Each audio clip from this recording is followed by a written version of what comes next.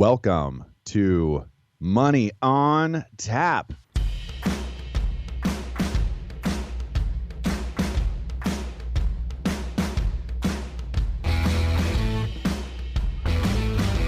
Money on Tap, your personal finance headquarters, where we bring out the professionals' experience and some fun in what we call three-dimensional investing, utilizing insurance, brokerage, and fee-based planning.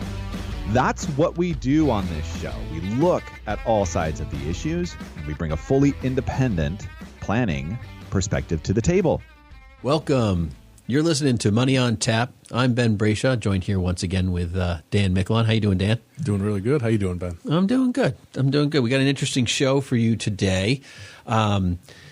This show is kind of outside of our norm a little bit, I would say. We're talking about successful millennial retirement. I mean, say that 10 times fast.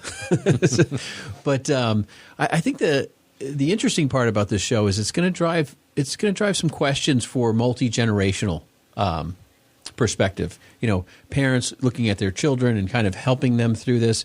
You know, millennials kind of figuring out how retirement's going to look and work for them with all the different moving parts that are unique to their generation. Dan and I are not millennials, which is I wish I was a millennial now because I'd be a little younger. Not too far off. Not too far off. But you're listening to Money on Tap. We're going to jump into that show here in a little bit, but you can reach us at 855-226-8551. You can also email us at info@yourmoneyontap.com because we believe it's all about your money. But today, as we dive into this show, I think the pieces that we're going to talk about will really drive some conversation. I think some healthy conversation in the world around us because we have a lot of clients that do come in and talk about their children and ask us to speak to their children or meet with their children, or their children are just starting to think about retirement. And we're going to talk a little bit about some of the struggles that current generations are having, kind of entering the retirement workforce, some of the things that are holding them back, and where we can potentially help them, leverage themselves forward.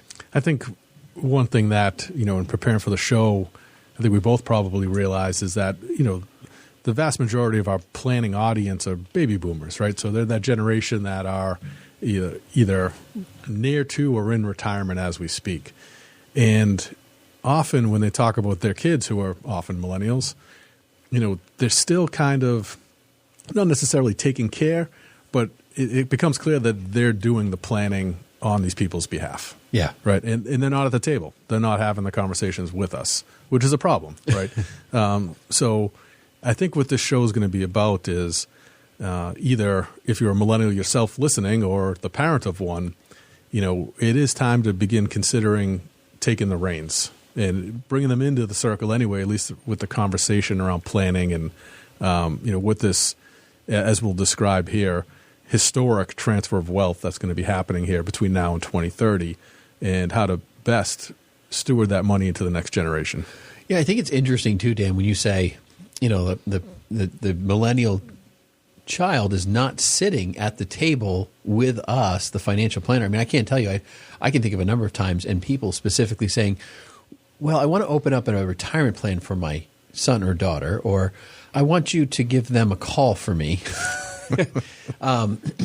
And I know that they're probably more responsible than that, but their focuses are different. But I think what's really interesting is some of the research and information that we gathered, why that even exists, which I think is really interesting. Yeah, I think that generation generally gets a bad rap of being unable to do this for themselves, but the reality is they make the majority of our workforce, and they're competent people, and they're moving along. So, I don't know what the misperception is that these parents maybe have. But it's anecdotal, but we'll talk to them. I've talked to clients who are, we're going through a budget analysis, and they're still paying their kids' cell phone bills. And I'm like, what? Well, how's the child doing? And they're like, oh, they're doing great. They got this fantastic job, and they're making. And I'm like, well, why are you still paying the bills? Like, I don't get it. But we run into that stuff all the time. So, this dependency issue, I think it's a little bit of a two-way street. Well, I think it's kind of interesting to think that I paid for my very first cell phone bill myself. My parents were not offering me. That's a fact, yeah. Yeah, but I was also the generation that cell phones were discovered. Yeah. But when you when you really think about all the different pieces going on there, we could say the word Nintendo and that will hit 4 or 5 generations of names. But if I start saying the word Atari, there's only a couple people that are going to know what I'm talking about. I got stuck with Coleco. So. Okay, there you go, Dan. So we're dating ourselves pretty well. So there's a lot to be had there. But before we get into that portion of the show, we have for you money in the news.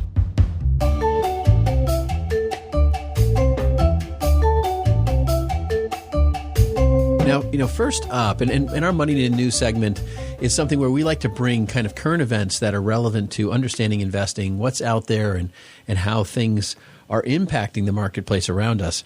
And, one thing about our Money in the News first article today is it's about Disney. And I think, most everybody knows who Ron DeSantis is, the governor of Florida at this point. If you don't, you might want to get to know him. Yeah, we'll be seeing a lot of them lately. Yeah, we'll be soon. And we'll probably be seeing him in 2024, either as the candidate or a mate of a candidate. But the fight over Disney. So Disney has been this kind of long-standing, self-providing entity in the middle of Florida, running its own ship. I mean, building its own road systems and providing its own bus systems, building its own infrastructure. They don't have to speak to the counties or any of the information out there, that we would traditionally do in constructing anything in this country. They have a free-for-all in this world of Disney. Yeah, and they have for a long time. And, it's amazing. They're the single largest independent employer in the state. They employ 80,000 people, which I thought was astounding. It is a world and an economy in and of itself, really. But they've benefited from that, and they've had this kind of extreme set of privileges and arrangements from the state of Florida for a long time. But what was interesting to find out, though, is there's like 500 other communities in Florida that get the same exemption. They're obviously on a much smaller scale, but this is a pretty common thing down there, which I was completely unaware of, to be honest. I mean, everyone knows Disney's running free reign. Yeah. we get that. They've done a good job at managing that. But the question is how is this going to play out tax-wise? I mean, there's conversation and concern that there could be a 20% tax hike among the people that between 2 counties. So 2 counties is where Disney's located. They don't pay the taxes there, but this whole absorbing of Disney into a traditional system may increase taxes by up to 20% in the people in those counties. It's a national spotlight issue. It's very much political, and it's rooted in educational provisions and things that were to be taught in the schools. And Governor DeSantis obviously took a kind of conservative hard line against a lot of that and enacted some legislation which would prevent some of the more controversial topics from being discussed in the school system, which you think would be along the lines of a state's rights to do. But Disney voiced some significant objection to that. And that kind of kickstarted this whole thing of Disney's most favored status in the state. Yeah. Well, this whole discussion of the woke political craziness that exists in our country right now creates a lot of sides of people. That's complicated, but it also hits the pocketbook pretty hard. I mean, Disney has seen a $63 billion market capitalization loss since March. Yeah, so it's significant. It's huge. I mean, people are definitely removing their pocketbook from where their assets were. So Disney has just absolutely tumbled in its stock value. There's a lot of really good things about Disney, but there's definitely a piece of Disney that's broken, I think, and it's not hearing the community. It personally is how I see it.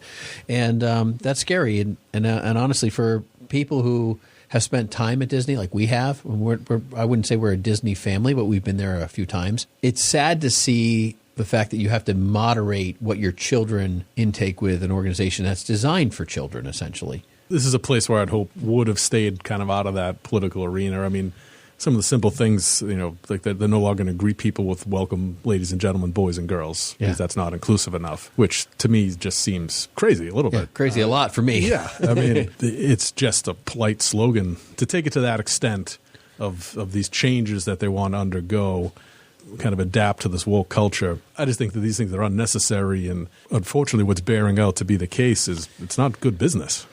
Yeah, well, that's a lot for Disney today. I mean, this article from the New York Times, Gulia Hayward, brought this to us. And I think there's so much political stuff around this. And I think one of the things you'd learn from this is that when these companies start really engaging specific cultural struggles, whatever the world is struggling around, when you embrace this one side or the other instead of just kind of staying out of it, buyer beware. I mean, stay away from the stock. I mean, the country's at just such a divide. It's call it 50-50. It might be off by a couple shades of points in either direction, but why alienate half of your customer base or something? Or maybe so more than half of your customer base. Just step away from it. Just don't take a position. But what's also kind of funny, those couple well-known conservative states have all raised their hands and said, come on in, Disney, we'll take you. So, yeah, right. 80,000 employers, or employees rather. And then they'll framework some laws around woke, and they're not stupid. I think it's interesting too. Disney's considering bringing, maybe even bringing back Bob Iger and kind of changing the guard. And I think if Disney hasn't learned their lesson to just be quiet, shut up, and do what you do, and do it with inside the family arena healthy, I mean, this political dispute, the people most likely to pay the price, at least in the near term, are the residents of those two counties. They're going to get hurt first here. All right. Next up, we have an article here from Fox Business. Biden's student loan forgiveness plan, breaking down the cost. Do you want to talk about this, Dan? Yeah, so this is, obviously something else that's in the news pretty much on a daily basis. And it was a big campaign promise, and that's one of the things that certainly helped usher Biden into the office is, many, many people out there, millions of us have student loan debt. That or a box of ballots. But go ahead. Legally registered ballots? Those are the ones you're talking about? No. So the price tag with this, though, is astronomical. And at a point in time when we're dealing with the inflation that we have and the printing of money and all of the stimulus programs, just this general outpouring of government dollars into the economy that we've experienced with due need relative to the pandemic. But, at some point, a little fiscal responsibility needs to come into play and kind of turn the spigot off. But what they've estimated is that this plan, at least the kind of the higher end iteration of it, would cost $321 billion of total expense to forgive all of the student debt nationally, which is just an astronomical figure on top of all the other expenditures that we've gone through. But one of the things that, as we're going to dive into the millennial story, a lot of people think is a core issue for millennials in their financial planning and retirement planning specifically, relative to the generations before and after them, is that they unduly bear the weight of student loan debt more than anybody has in the past. So that's factoring into kind of everybody's financial outlook.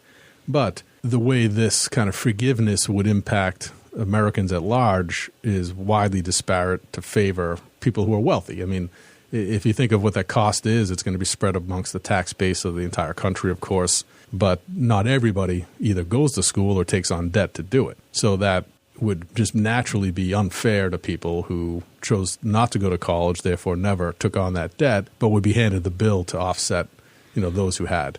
And we don't even know how many of them did so successfully or even graduated, or there's no grade requirement. So it really is kind of a free-for-all giveaway. Well, we can't keep pushing money and all this money down the road. We can't push debt down the road, whether it's the national federal debt, whether it's, student loan debt. Eventually, debt catches up with you, and you have to address it. The lack of health inside understanding, acquiring the debt and owning it.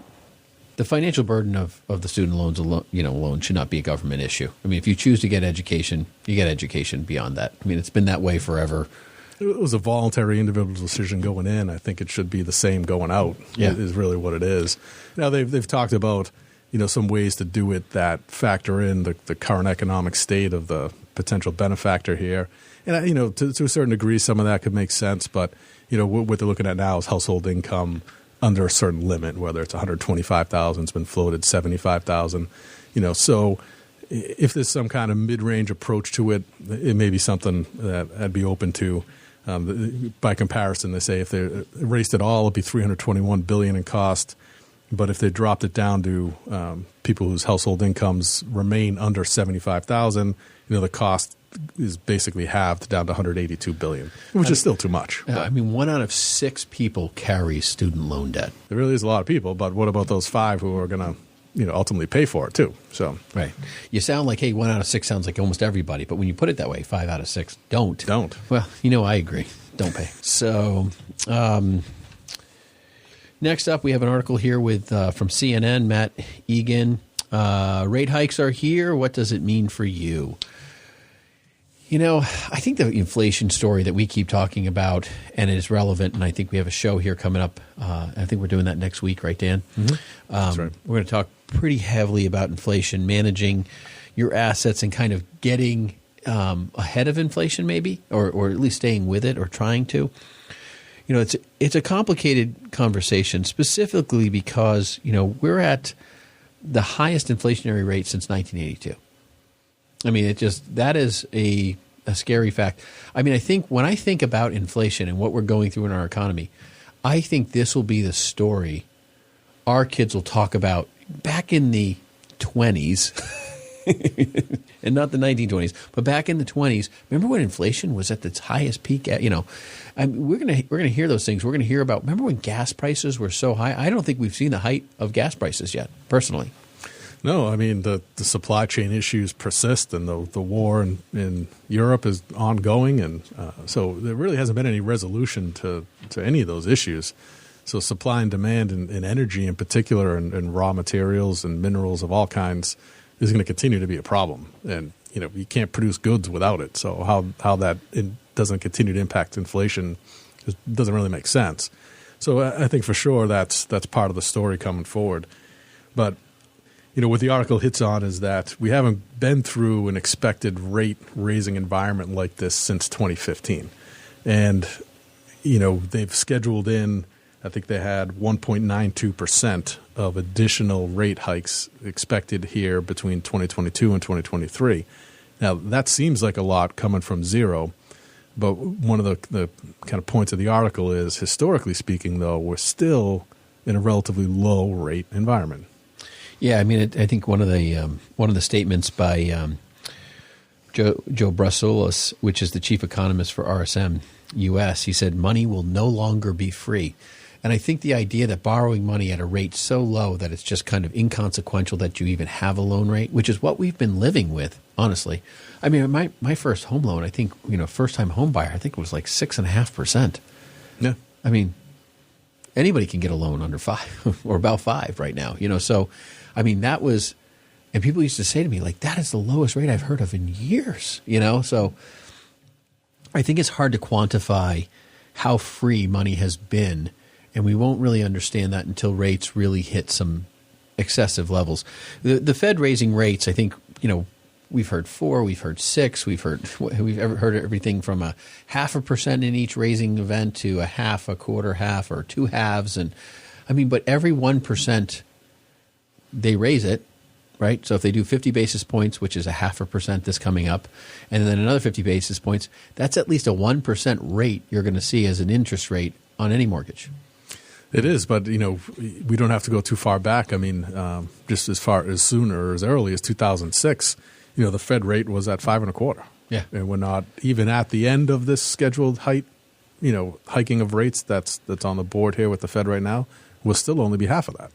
Well, and I think that when we break down all these different pieces, and I know their whole goal is to deal with inflation, raise rates, slow inflation down by just making things more expensive to borrow money. I mean, but I don't think this really works. I think because of COVID, I think the demand is pent up demand, not that demand is just rising. But I think demand has been rising. It's been growing. Our GDP has been strong. So we've had this rising demand, this shutoff of provision, and now we have this pent-up demand upon the normal rising of demand. I hope you're following me. But I don't think that this is just inflation to be inflation. I think this is to be expected, and I don't think the rate raising in this scenario drives as much outcome as they're hoping for. And what a lot of economists are talking about is the idea that if they raise rates too hard, too fast, not only will they, inflation will still continue because there's still this pent-up demand that has to be fulfilled.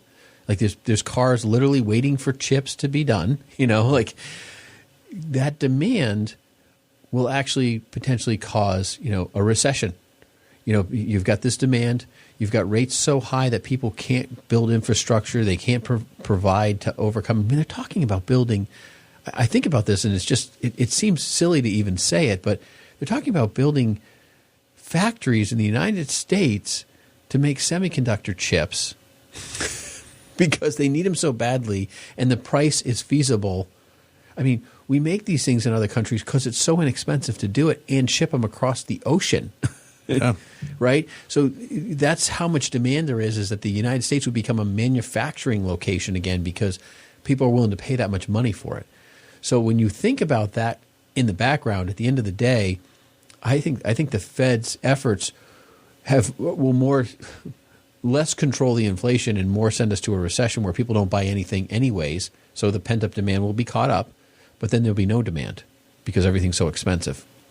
And that's why they keep talking about the soft landing, which, generally speaking, all the pundits you read say it's an impossible achievement. It just isn't going to happen. Yeah, agreed. I think they need to take I think whatever approach, they need to take less bigger steps and allow things to just dribble into the economy instead of just, it's like it's going to be like a massive tsunami in our economy. That's how I really think about it. Boy, well, that's going to do it for Money in the News. You can reach us at 855-226-8551 or email us at info@yourmoneyontap.com. Stick with us. We're going to be right back to talk about successful millennial retirement and how that's going to work in a multi-generational scenario. This is going to be a great show. Stick right with us. We'll be right back.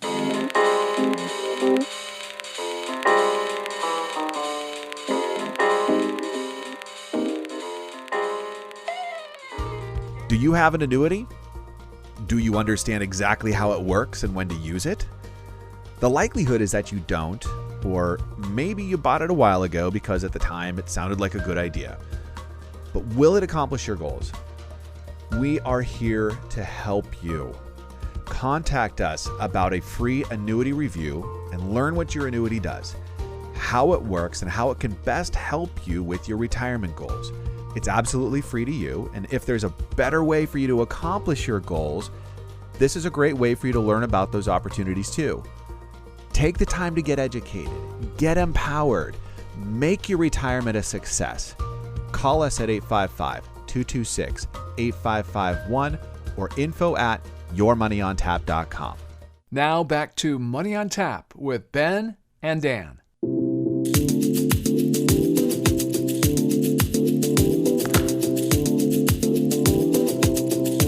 Welcome back. You're listening to Money on Tap. I'm Ben Brayshaw, joined here again with Dan Michelon. We're both financial planners and partners at Brayshaw Financial Group. And Seth Krussman, who's normally on the show with us, has been out for probably a little over a month now. Yeah. He is recovering well. Thank you for your prayers and contact on that. We're hoping to have Seth back here soon. He is working, but unable to really join us on the show at this point. So looking forward to having him back. We miss Seth on that side. You can reach us at 855-226-8551 or email us at info@yourmoneyontap.com.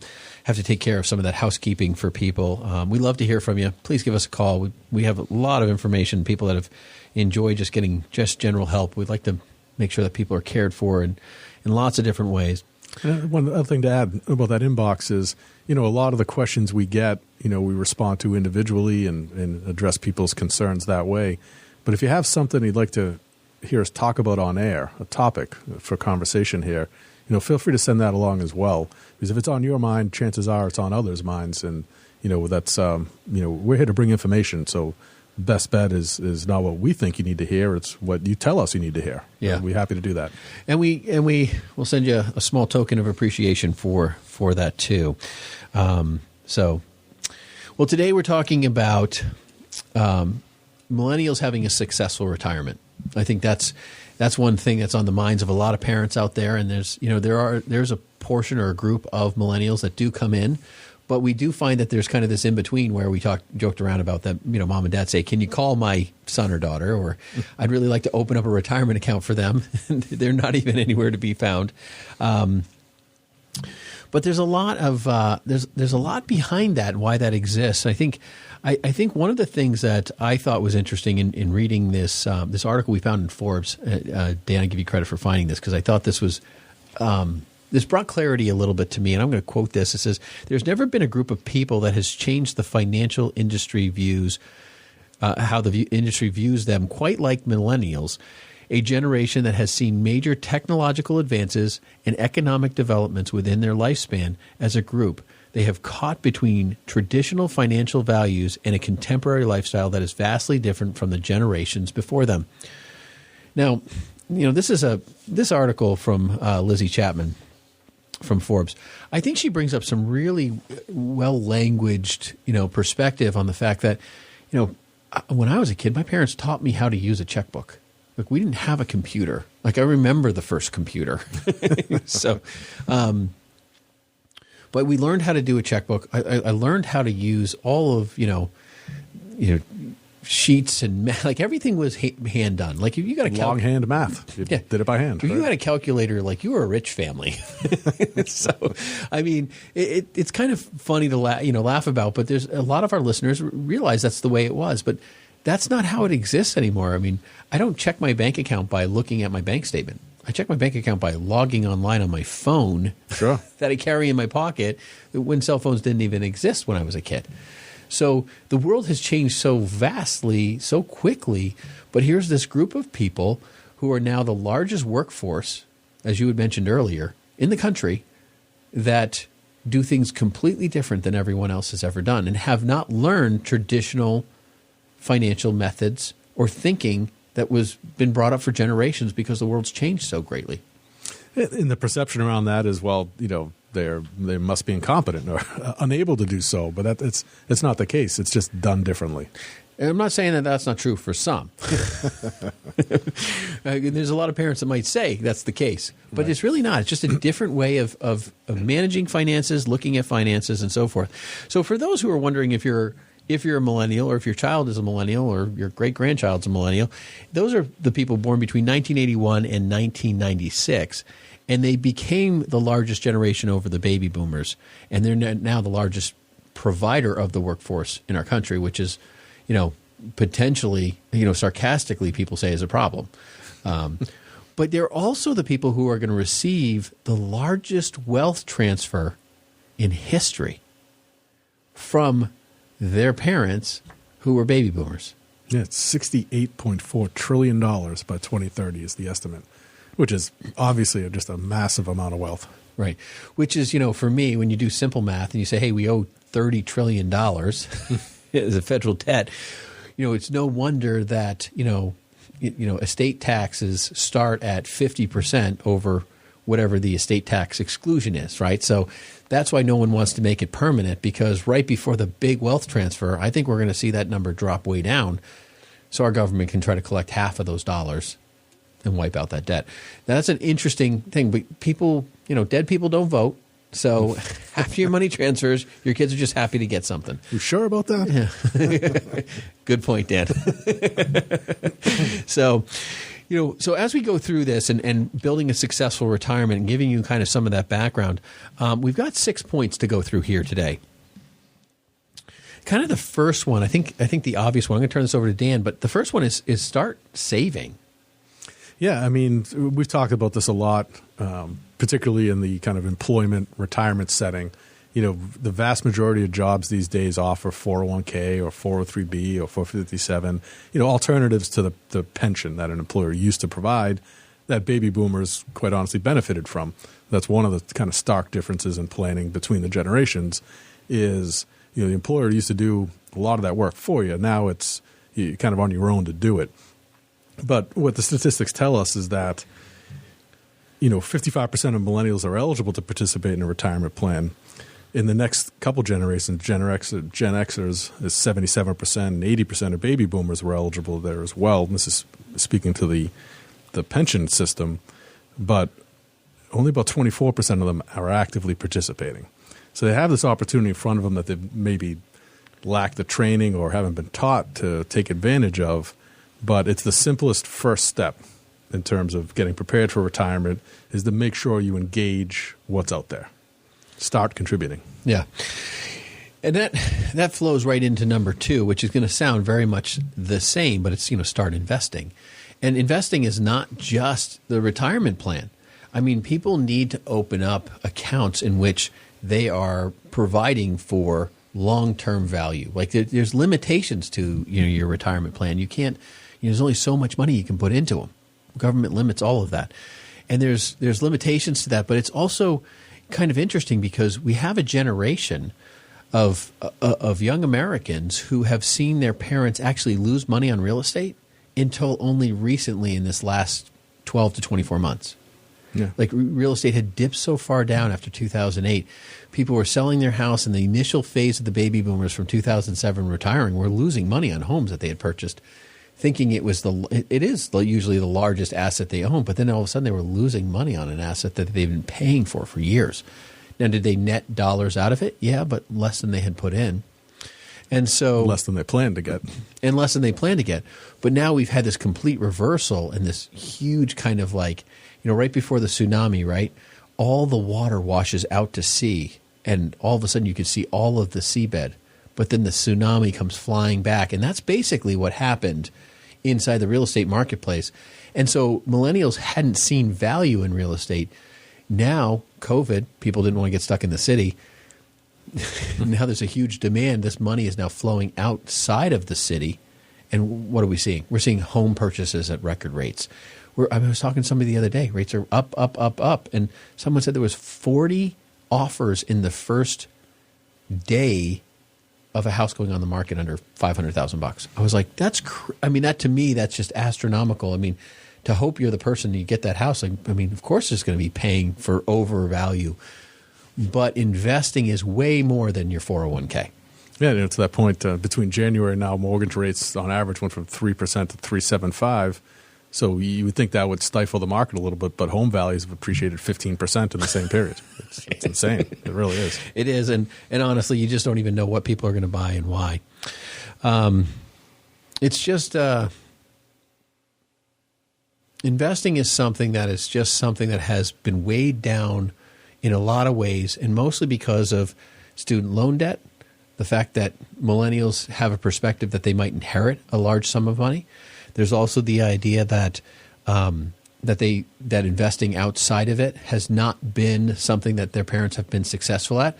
I mean, they say that, I can't remember the exact statistic, but if you're like out of the top 4 or 5 or 6 days of performance of the stock market, your return goes from the average 9 or 10% historically to like 2%. And they've seen their parents invest in the stock market, and guess what? They didn't make any money. Why? Because people get out when the market looks bad. They get in when it already recovered. Yeah, I mean, we've done a show on this, but the best thing you can do is just be in. Just ride it out, stay in the market is generally what's going to give you the best statistical chance at a positive outcome. For example, we have the stat here that if you start investing in a retirement account at age 30 and you average 9%, which is what the S&P has done since 1957, a little better than that actually, about 10.5%, you need just to invest $370 a month to accumulate $1 million by age 65. So that's not a substantial amount to save. That if you trust the market and allow it to just kind of ride, history tells us that you have a pretty good chance at achieving a successful retirement. So you're talking about like $80 a week, right? $80 a week. Save that every day from your age 30 to 65, and you got $1 million. Yeah. But $1 million doesn't get you much, Dan. Well, I mean, it sounds like a ton of money, but if you're going to live, maybe, because the other issue you have here, right, which is what millennials are scared of, which is the big item, is that their Social Security is going to taper off by the time they hit, 2034. I mean, the Social Security statement says that. Sometimes it says 2033, and then sometimes it says 2035. But I guess it's just however the money's flowing there with the Social Security Administration. But with that, they have real fears, and they know that, hey, that $1 million sounds like a lot of money, but in 35 years from now, that might be equivalent to $100,000 today, based on inflationary rates and everything else we're looking at. Today's inflation, it would be, yeah. And I might not have Social Security. That's a fear that people have. So you start going through all these things, and they actually report that the anxiety that millennials have about finances is astronomically high. Could be true, and I think that's all relevant, but the answer certainly isn't to save less. So if you don't think $1 million is going to work for you at age 65 based upon how old you are today, then that just means you got to save more. Agreed. And I mean, with inflation, things cost more. They're spending, 60, 70% of their income on living.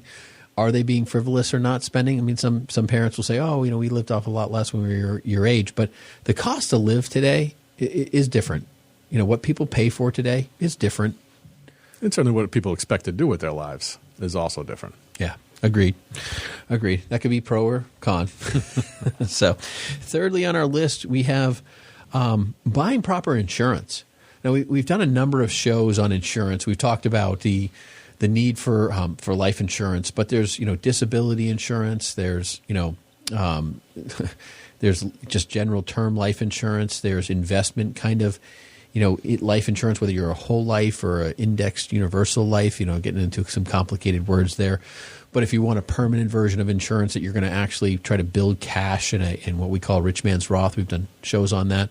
That's been a very popular thing for people who make make a decent living, especially the millennials, because when you go over $144,000 of income, which might be a reasonable tech salary today for a computer science kind of person, you can't contribute to a Roth if you're a single person. Yeah, and one thing, the kind of the older end of the the millennial generation at this point is 40, 41, 42 years old. So a thing to consider about this insurance program or as an alternative for savings and for retirement benefits is that, hopefully at this point you haven't encountered any of those really serious medical issues. You're still young enough, theoretically healthy enough to secure that kind of top rating in the insurance world. Yeah. And so it's an important thing to recognize that and take advantage of it while you can, because once those certain diagnoses hit as you age, that opportunity kind of leaves you. So one thing that we can do, that's a strategy we've suggested, if you don't have the money to fund the retirement plan-like version of the insurance, there is this notion of convertible term, where we can lock in your insurability today at a significantly lesser cost because it's only term insurance without that value. But when your financial picture dictates that you potentially have the opportunity to put more money in, you've already secured your health rating. And that's an interesting perspective for a lot of people because they don't realize how easily your health condition will change. I mean, we talk to people, one day they're healthy and the next day we're getting a call from the spouse and they're saying, so-and-so just had a heart attack or just had a stroke. And I mean, we've seen the number of people who, even in their 40s, having more heart attacks and more strokes recently ever since the COVID events. So, there's a lot of fears around that. I mean, just taking a simple statin or blood pressure med can increase your cost of insurance by 15%. Yeah. You're generally a healthy person. It's just the fact that you have these prescriptions in your record can have an effect. Yeah. And so getting that kind of your insurance ability to keep that at the lowest rate possible and locking that in and covering family or future family, super relevant to today. The other thing is car and auto and home, bundling those together, huge savings. People don't really realize that. They have a friend they buy auto insurance for. That friend's busy, doesn't really do much. You just keep paying the bill. All of a sudden you buy a house, you're not talking to them, Now you got home insurance because you got to get that done right before you go. Sometimes you call that person. Sometimes your realtor says, call this person. We have to have it done today. And now you have two different policies. You might be able to save a lot of money that way. Usually you do. So that brings us there. So number 4 for our millennials, this is where we're starting to get into some real depth. Understand your short and long-term financial goals. When we were talking about, the different topics we wanted to cover in this, we didn't use the word build, your short and long-term.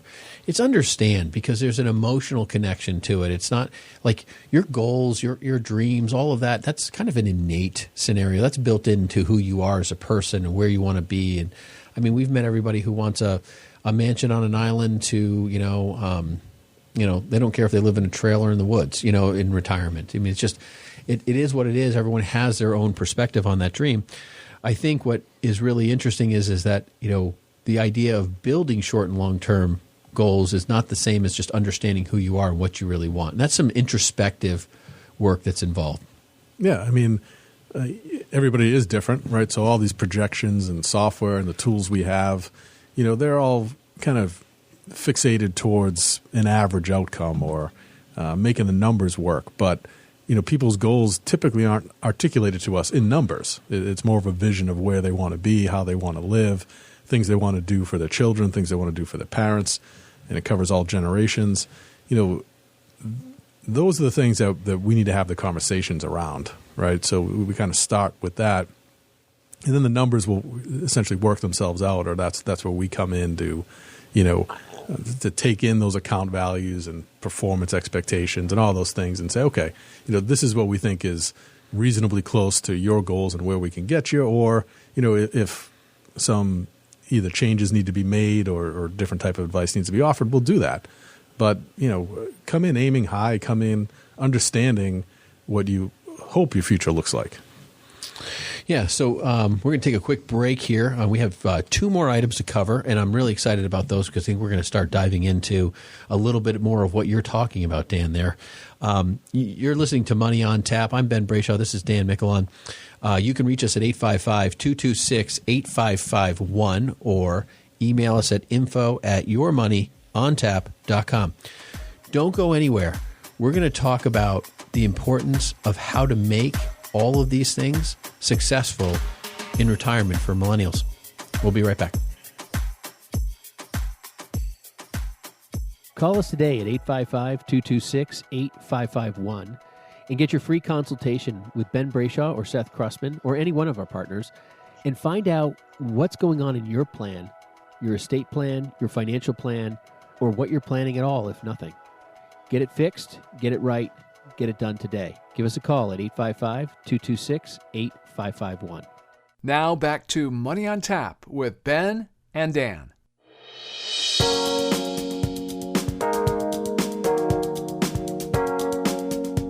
Welcome back. You're listening to Money on Tap. I'm Ben Brayshaw. I'm here with Dan Mickelon, and we are talking about millennials accomplishing a successful retirement.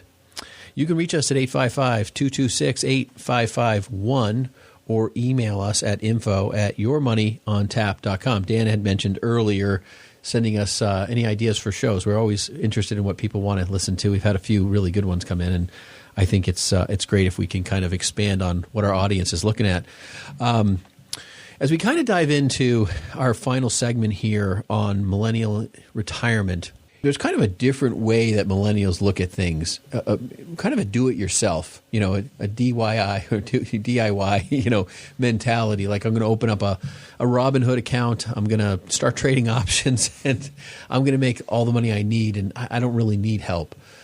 I think that's kind of like, taking an X-ray of your own body, figuring out if your bone is broken, and saying, I'll cast it myself. That's actually how I perceive it. But Dan, add to that. Yeah, I think part of it's inherent in this adoption of technology that we talked about before, right? Everything's at your fingertips. It's all so easy. So there's that tendency to do it because it's easy to do and it's available to you.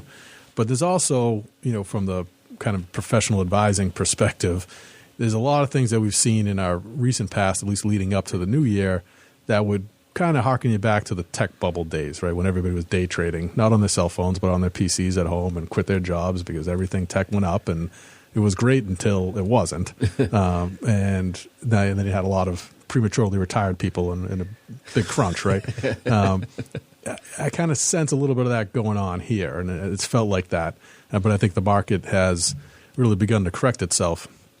And that's where this notion of doing it yourself on your cell phone because you read something on Reddit and, you got the stock tip of the day from God knows who or where or why. But, the need for that professional advice and maybe some guardrails and some understanding and a little bit of education becomes important. That doesn't mean you can't continue to do it yourself. We always welcome that, and we like people to bring ideas from an investment perspective to the table. But understanding properly, the risks and realities of that is just critically important.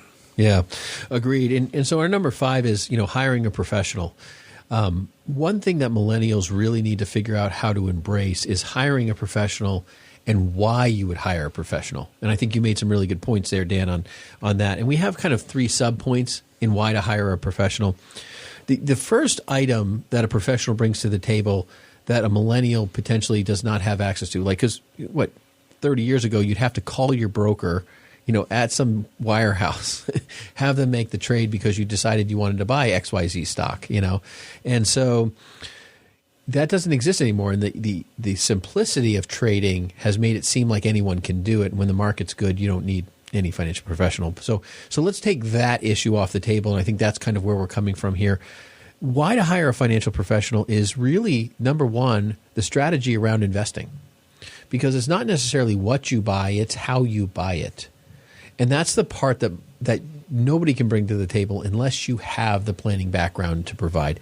I mean, the simple example is understanding taxes and what tax bracket you're at today and what you're going to be at in the future, and whether you should do an IRA or a Roth for that simple of a reason. Like, how much income do you make? Should you be doing this?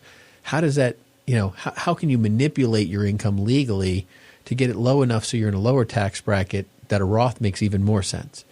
Like, these are strategy conversations that exist inside having a financial professional. And understanding, probably at a level higher, well, if you have an after-tax investment account and you have your retirement account, pre-tax, where to execute a given trade, it matters. It has significant tax implications. It matters for, the risk tolerance and the suitability of either account. It can be different. So you might not want to day trade and buy options in your IRA, right? It might be safer to do index funds and let's start with you shouldn't. Right. So those kind of simple things where, like I said, I think I used the terms guardrails before. Yeah. Well, we can just kind of define the purpose of the different accounts, give you a little bit of definitional background as to what the tax implications are from a gain or a loss on either side of that coin, and just put you in a better position to still take some of your own actions, still come up with your own ideas, still be an educated investor, but do it in the safest places and ways possible. I think even for a financial professional like myself, I mean, Dan, I've asked you to look at my portfolio to give me some outside perspective, because sometimes we all get too emotionally attached to XYZ stock, right? I mean, I'm like, hey, Dan, I really think Dan's looking at me like, you got to get out of that one. I'll fall in love with my stocks, but I won't fall in love with yours. Exactly. And so we talk about this stuff because we have a perspective that's not emotionally connected. And that's really, really important, because it brings us to, kind of our sub point number 2 or B, is to match your investments with your goals. We kind of get lost sometimes and need a corrective path. Like, those guardrails exist so that when you're driving a car and you start veering off the road, the guardrail catches you before it's so permanent of a loss that you're protected. Like, those guardrails are there to protect the absolute scenario. It might wreck your car, but you're not going to fall off the cliff, right? Exactly. And I think that's where, when we talked about number 4, understanding your short and long-term financial goals, when you bring those goals to the table and start matching them up with the investments, and whether you're on track, you're not on track, or the type of investments you have are never going to get you there to begin with, or how you're handling this. Do you even have the guardrails? Do you have the insurance in place that if this happens, there's a guardrail there to protect you? That's really, really important, because only a financial professional can really give you an opinion that is something you can understand, has all the perspective you need to make sure you're cared for. Yeah, I mean, and one thing that's, I think, worthy of note there is, our opinions and the advice we offer is monitored, and it comes from an educated background, and where, we have serious liabilities and issues with that advice. So we need to do it well, versus some guy on a blog who says, buy this today or short that today. They have we're fiduciaries. No skin in the game. We have to take care of you. That's, right. That's the job of that's when you come first. So that's really, really important to make sure that we understand that what your goals are. And I always tell people, if we present a plan, and if I present a plan to somebody and it doesn't sound good to somebody, I always tell people 1 of 2 things happened. Either I didn't hear you or you didn't communicate. Right? Because our job is to find the plan that matches up with what you want. So we kind of go through this, and we have this whole kind of song and dance of how many times we meet, and how much time we're going to do, and the process we go through, and all of those things, so we can try to really understand what you're trying to accomplish for exactly the reason of matching your investments with your goals. Get to that point about, was the communication in a conversation clear? And it was, either end of the table hearing what the other Are we side talking was about saying. the conversation I had with my wife? Because I know that was clear, but she doesn't think so. There's lots of those. But an old advisor was kind of a mentor to me. He told me once that when he would run into that situation where he thought he'd made a set of recommendations that was really good or really fit the client, but he was getting a no across the table, or there's some lack of understanding. He said, the easiest way to bring that conversation back to center is to then ask, well, if not this, what are you going to do? Yeah. What else? If you don't like what I have to offer, what's your plan here? Yeah. And generally speaking, 80, 90% of the time, there wasn't a plan. Right. Or you uncover another story, a conversation, a fear. It just keeps the conversation going so you can get to what that issue really is. Because we don't really care. Well, I don't care what people want to invest in or buy. We do all of it. So what does it really matter at the end of the day? We're here because the next, we've been in this business for 20 years. We're going to be in this business for another 20 years. And you know what? We got a long history to maintain the work we have done, build the history we are going to continue to do. We just want to have you happy. I mean, that's the ultimate goal of, I would say, the majority of financial planners out there. Whether they're good at what they do doesn't change the fact that their goals are to make you happy. And that's point C, is a quality outcome, right? So, to your point, Ben, I don't care if we take our left or our right today, as long as we end up where you told us we were supposed to end up. Yeah. That's the goal. The road is the one you want to travel. We're just here to drive the car. And so I think to create a quality and to quantify the outcome as well, to make sure that that's going to, when you arrive at your destination, hey, listen, everything's in place to solve that problem, is probably the quintessential reason for a millennial to hire a professional instead of just day trading and buying options and opening your Robinhood account and figuring out which stock you're going to buy tomorrow when the market's going to go down again. I mean, we watch CNBC and Fox Business. I mean, we watch these things constantly. We are in it every day. And honestly, it's not easy. So if you're sitting there trading your own stock or your child's trading their stock, I had a client call me. He said his son was all happy one day. He made $150 or something in some stock he bought. And the next day he was upset because he lost like $300. And it's like his whole mood had changed. That's just gambling. That's all it is. That's not investing. So, number 6, close us out today. There's a big piece here that a lot of millennials are missing. And this is the one that probably will quantify our value as financial planners the most for them in their pocket. And that's the intergenerational wealth planning. A lot of millennials are going to receive these trillions and trillions, $68 trillion coming through. And there's really good ways to receive those monies, and there's really bad ways to receive those monies. And I mean that in a tax fashion. There's ways to mitigate taxes, manage taxes, alleviate taxes through that entire process. So if you are a millennial listening to our show, I would encourage you to call us, because if you know there's a generational event coming, we can potentially mitigate issues, because once someone passes away and the event's happening, pretty much the government's written those guidelines from that second on. And we hear it from the other perspective too, not the millennials due to inherit this wealth, but the people that own it today. I've often had people come to the table and say, well, I'm going to use what I got, and whatever's left, good for them. And I'll always bring it back, well, if we could do it better, why wouldn't we? And if we can bring in your kids and have them benefit from it and truly take your life's work and not set up one generation but two. Yeah. Why wouldn't we do that? And it all comes down to just understanding what you have, how it's set up, how the estate planning's done. And we've got attorneys, we've got people in the business. We do estate planning for our clients on the financial side. I mean, bringing that all together in a nice box, makes the tax burden significantly less on your children. I haven't met a parent who even has a spendthrift child who's saying, I really hope the government gets my money instead of them. I was just thinking, I've never put the national debt on a beneficiary form. Yeah. I've never signed one of those or had a client sign one. As much as they're upset that Johnny just is going to blow this money away, Johnny's still getting it. Yeah. And how much can we get Johnny? So, that's the kind of thing that matters the most. Well, that's going to do it for us today here at Brayshaw Financial Group and Money on Tap. We appreciate you. Thank you for joining us. You can reach us at 855-226-8551. I'd encourage you to reach out if you have estate planning needs in that capacity and retirement planning. That's what we do. We're here for you. You can email us at info@yourmoneyontap.com. We hope you make it a great week. We look forward to talking to you next.